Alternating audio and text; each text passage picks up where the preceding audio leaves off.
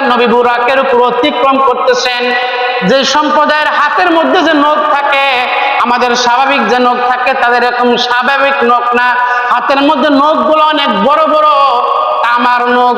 কিসের মুখ? তামার নখ হাতের মধ্যে। এই নখ দিয়ে তাদের চেহারাগুলো তারা এভাবে খামসাইতেছে।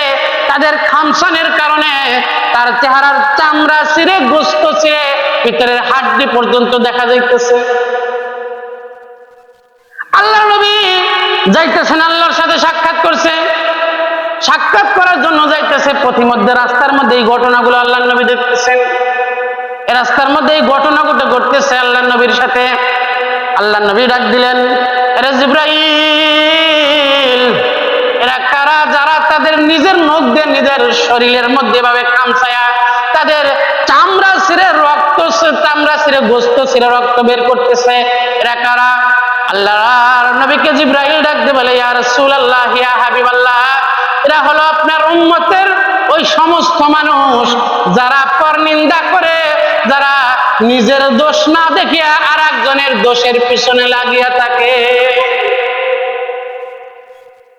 মানুষ যদি নিজের দোষের দিকে তাকাইতো তাহলে আর একজনের কোন সময় বদনাম। যারা পরনিন্দা করে, সম্মানিত হাজিরিন, পরনিন্দা যারা করবে তাদের শাস্তি আল্লাহ নবী মিরাজের রাত্রে আল্লাহ নবী দেখতে পাইলেন।